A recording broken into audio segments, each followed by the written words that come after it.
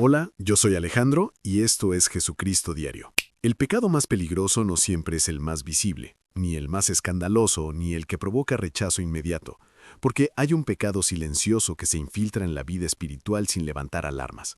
Un pecado que muchos creyentes cometen sin darse cuenta y que precisamente por eso es tan devastador. No rompe templos, no quema Biblias, no grita rebeldía, pero vacía la fe desde adentro como una termita invisible que debilita la estructura hasta que un día todo se derrumba. Este es el pecado que Dios no tolera, no porque sea ruidoso, sino porque es deshonesto, porque es incoherente, porque pretende aparentar cercanía mientras vive de espaldas a su presencia. La mayoría piensa que el pecado es solo acción externa, una conducta evidente, una falta concreta. Pero la Escritura y la experiencia espiritual muestran algo más profundo. El verdadero quiebre comienza en el corazón, en la intención, en la distancia interior que se crea cuando alguien dice creer, pero decide vivir como si Dios no tuviera voz en sus decisiones cotidianas. No se trata de negar a Dios con palabras, sino de excluirlo con los actos, de reducir la fe a una identidad social, a una costumbre heredada, a una etiqueta que se pronuncia pero no se encarna. Este pecado se disfraza de normalidad, se presenta como rutina, se justifica con frases como Dios entiende, no soy perfecto, todos fallan. Y aunque esas frases contienen una verdad parcial, también esconden una trampa peligrosa, la renuncia silenciosa a la transformación. Porque creer no es solo aceptar una idea, es permitir que esa verdad reordene la vida, confronte el ego y cuestione las decisiones cómodas. Cuando la fe deja de incomodar, algo se ha roto. Dios no busca creyentes impecables, busca corazones sinceros. Pero la incoherencia espiritual no es debilidad, es autoengaño. Es usar el nombre de Dios sin permitir que su presencia gobierne. Es orar con los labios mientras las decisiones se toman desde el orgullo, el miedo o el control personal. Y eso, aunque no se vea, pesa. Pesa porque divide la vida en compartimentos, uno espiritual y otro práctico, cuando la fe verdadera no acepta divisiones. Este pecado es ignorado porque no genera culpa inmediata, no produce vergüenza pública, no deja rastros visibles, pero lentamente seca la sensibilidad espiritual. La oración se vuelve mecánica, la lectura se vuelve obligación, la fe se vuelve discurso, y el alma, sin darse cuenta, empieza a caminar sola. No porque Dios se haya ido, sino porque fue desplazado. Jesús no confrontó solo a pecadores evidentes, confrontó con dureza a quienes decían creer, pero no vivían desde esa creencia. Porque la fe que no transforma termina siendo una forma elegante de huir de Dios mientras se habla de Él. Y ahí comienza el verdadero problema. Este pecado no nace del rechazo abierto a Dios, nace del descuido interior. No surge de una rebelión evidente, sino de una fe que se vuelve automática, repetida, cómoda. Es el resultado de acostumbrarse a hablar de Dios sin detenerse a escucharle realmente, de mencionar su nombre sin permitir que su voz confronte las decisiones diarias. Y eso lo hace aún más peligroso, porque no genera alarma, no provoca arrepentimiento inmediato, no despierta urgencia. Simplemente se instala. Muchos creyentes viven así sin darse cuenta. Oran, pero no se examinan. Creen, pero no se rinden. Confían en Dios para lo que no pueden controlar, pero excluyen a Dios de aquello que sí pueden manejar con sus propias fuerzas. Y poco a poco se forma una doble vida espiritual, una vida que dice creo y otra que decide yo me encargo. Esa división interior es el núcleo de este pecado ignorado. Dios no es expulsado de la vida del creyente, es relegado. Se le deja un espacio reducido, limitado, seguro. Se le permite consolar, pero no corregir. Se le pide ayuda, pero no dirección. Se le busca en la crisis, pero se le ignora en la planificación. Y esa relación parcial no es fe madura, es una negociación silenciosa con el ego. Porque la fe auténtica no funciona por conveniencia, sino por confianza. Este pecado es tan común porque se confunde con normalidad. Vivir corriendo, decidiendo sin orar, reaccionando desde el orgullo, justificando actitudes incorrectas, todo eso se vuelve parte del día a día. Y como no hay una transgresión visible, el corazón se endurece sin notarlo. La conciencia se adormece, la sensibilidad espiritual se debilita. Ya no se pregunta, ¿esto honra a Dios?, sino, ¿esto me conviene? Ahí ocurre el quiebre. La Escritura muestra una y otra vez que Dios rechaza la fe fragmentada, no porque sea frágil, sino porque es deshonesta. Dios no busca apariencias espirituales, busca integridad interior. Cuando alguien dice creer, pero vive guiado solo por el miedo, la ambición o el control, está proclamando una fe que no gobierna, y una fe que no gobierna, tarde o temprano, se vacía. Este pecado no destruye la vida de inmediato, la va desgastando. La oración pierde profundidad, la lectura pierde sentido, el servicio pierde intención. Todo sigue funcionando por fuera, pero por dentro hay sequía. Y lo más peligroso es que el creyente puede seguir pensando que está bien, porque sigue cumpliendo con lo externo. Pero Dios no se relaciona con máscaras, se relaciona con corazones. Jesús fue claro al señalar que no basta con decir, Señor, la fe verdadera se manifiesta en obediencia, en coherencia, en una vida alineada. No perfecta, pero sí honesta, no impecable, pero sí rendida. Cuando la fe deja de orientar las decisiones reales, se convierte en una idea bonita sin poder transformador. Y eso es exactamente lo que este pecado produce, una fe sin autoridad interior. Dios no tolera esta incoherencia no por severidad, sino porque sabe que destruye desde dentro, porque aleja al creyente de la plenitud espiritual, porque convierte la relación con Él en un hábito vacío, y porque una fe que no se vive termina siendo una fe que se pierde, aunque nunca se haya negado con palabras. Este pecado ignorado se fortalece cuando el creyente empieza a vivir desde la apariencia y no desde la verdad interior. No necesita grandes caídas ni decisiones extremas, le basta con pequeñas concesiones diarias. Decir mañana oro, después reflexiono, Dios entenderá. Y sin notarlo, la fe se va postergando. No se abandona a Dios de golpe, se le va dejando para después. Y ese después se convierte en un hábito que enfría el espíritu.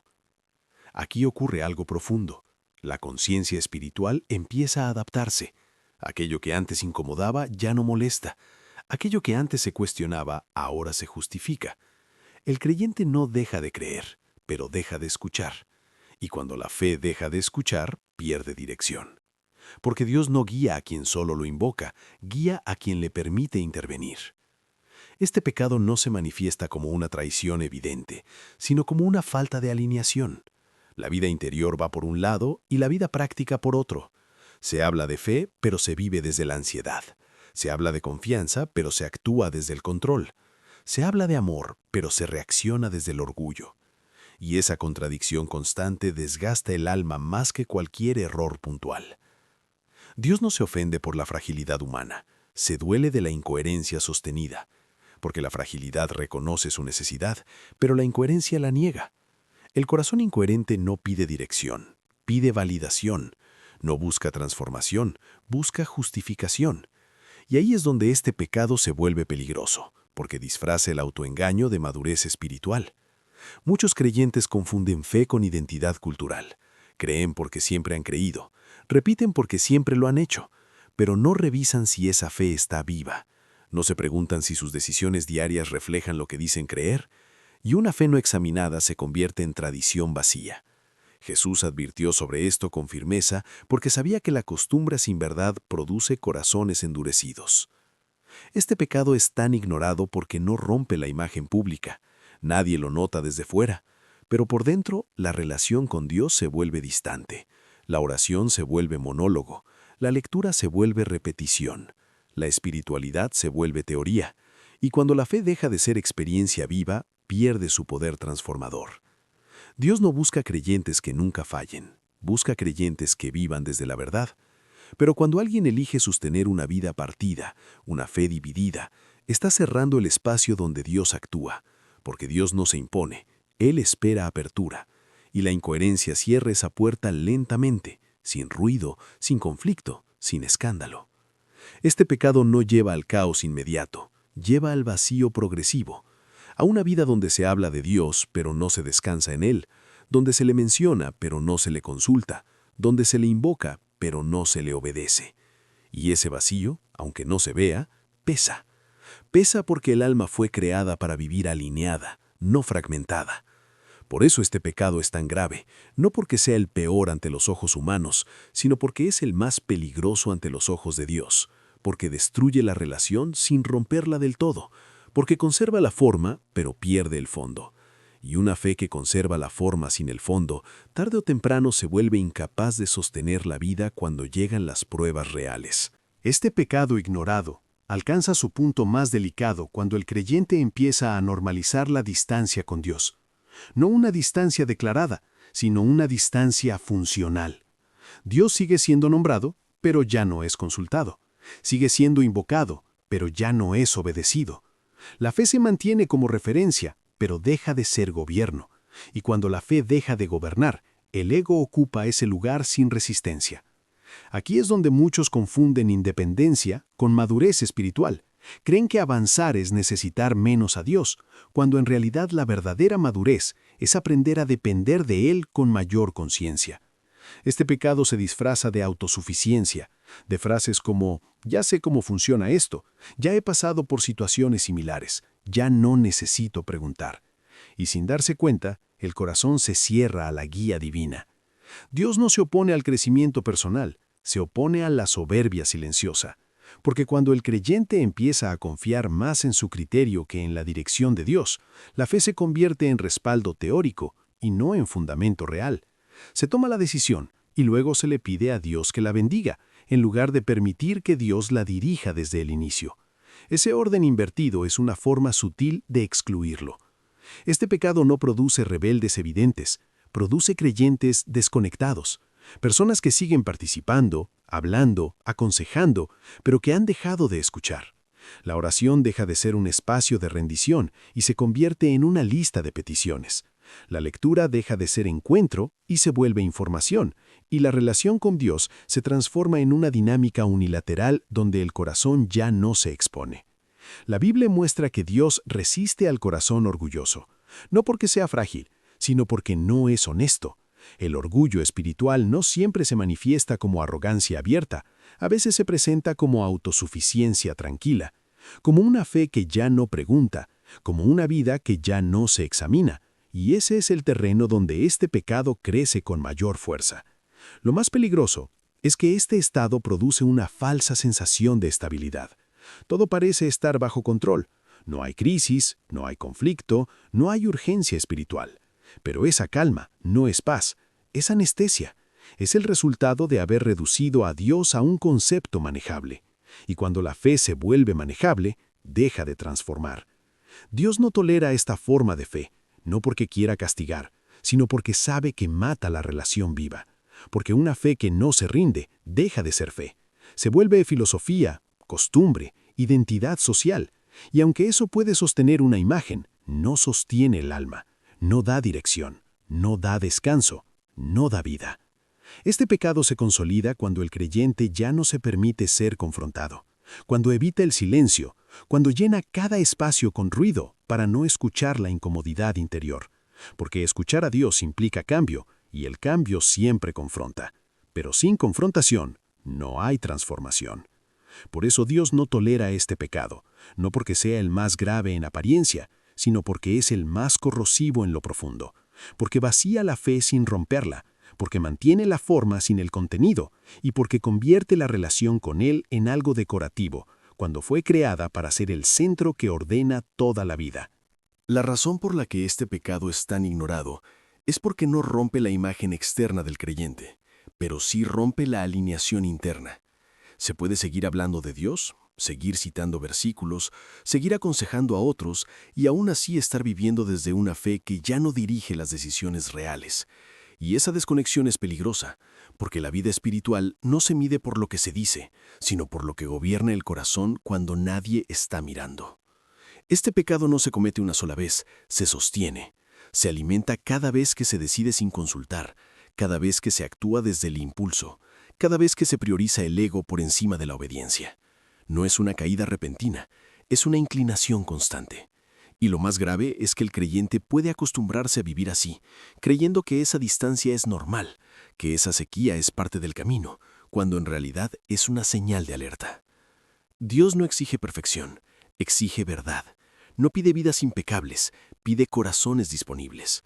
Pero cuando alguien vive proclamando fe, mientras sus decisiones son guiadas solo por el miedo, la ambición o el control, esa fe pierde autoridad, ya no transforma, ya no sostiene, ya no ordena. Se convierte en un lenguaje bonito que no alcanza para enfrentar las pruebas reales de la vida. Este pecado se manifiesta claramente cuando llegan las dificultades, porque una fe viva sostiene incluso en la incertidumbre, pero una fe incoherente se derrumba ante el primer golpe. El creyente empieza a experimentar ansiedad constante, confusión interior, agotamiento espiritual, no porque Dios se haya ido, sino porque dejó de ser el centro. Y cuando Dios deja de ser el centro, todo lo demás pierde equilibrio. La Escritura es clara al mostrar que Dios rechaza la fe dividida, no porque quiera imponer, sino porque sabe que una vida fragmentada destruye al ser humano por dentro. El corazón fue creado para vivir alineado.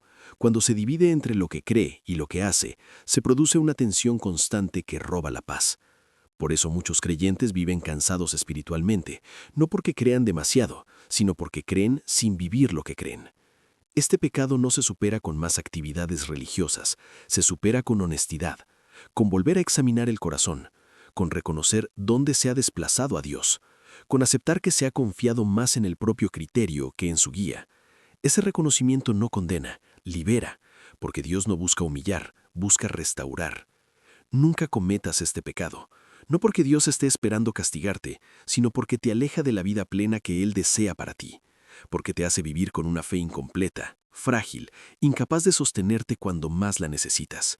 La fe verdadera no es perfecta, pero es coherente, y esa coherencia es la que devuelve dirección, descanso y sentido a la vida del creyente. Cuando se habla del pecado más ignorado, muchas personas esperan algo escandaloso, algo visible, algo que genere rechazo inmediato. Pero desde mi forma de ver este tema, el pecado más peligroso no es el que hace ruido, sino el que se instala en silencio.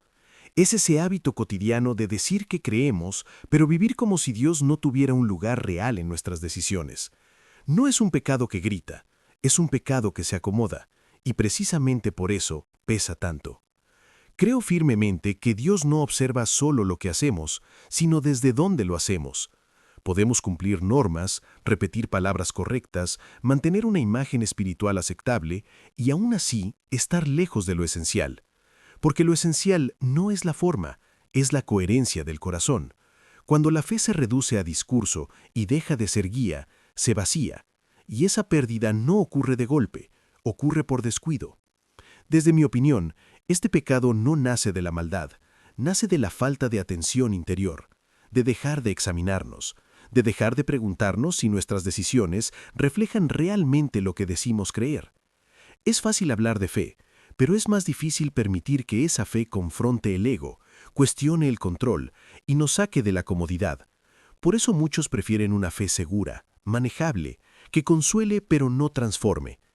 Este pecado es ignorado porque no genera culpa inmediata, no hiere a otros de forma directa, no produce consecuencias visibles al principio, pero va debilitando la relación con Dios poco a poco. El corazón empieza a confiar más en sí mismo que en su dirección, más en la lógica personal que en la voluntad divina, y ahí la fe deja de ser refugio para convertirse en costumbre. Yo no creo que Dios no tolere esta incoherencia por dureza, sino por amor, porque sabe que nos aleja de lo mejor que quiere para nosotros. Dios no corrige para condenar, corrige para alinear. Cuando la fe se vive con sinceridad, no oprime, ordena, no encadena, libera, no elimina las luchas, pero les da sentido. Cuando uno vuelve a alinear sus actos con lo que dice creer, algo cambia por dentro. Aparece una paz que no depende de las circunstancias, una claridad que no nace del control, sino de la confianza. La fe bien vivida no hace la vida más fácil, pero la hace más firme. Y esa firmeza es la que sostiene cuando todo lo demás se mueve. En conclusión, mi opinión es clara. Dios no tolera la incoherencia porque nos rompe por dentro, porque divide lo que fue creado para estar unido.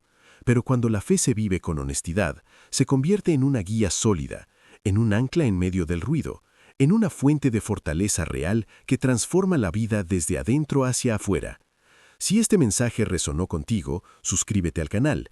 Guarda este video para volver a escucharlo cuando lo necesites y si deseas apoyar este proyecto, puedes hacer una donación a través del enlace de PayPal que está en la descripción. Gracias por estar aquí y por tomarte el tiempo de reflexionar.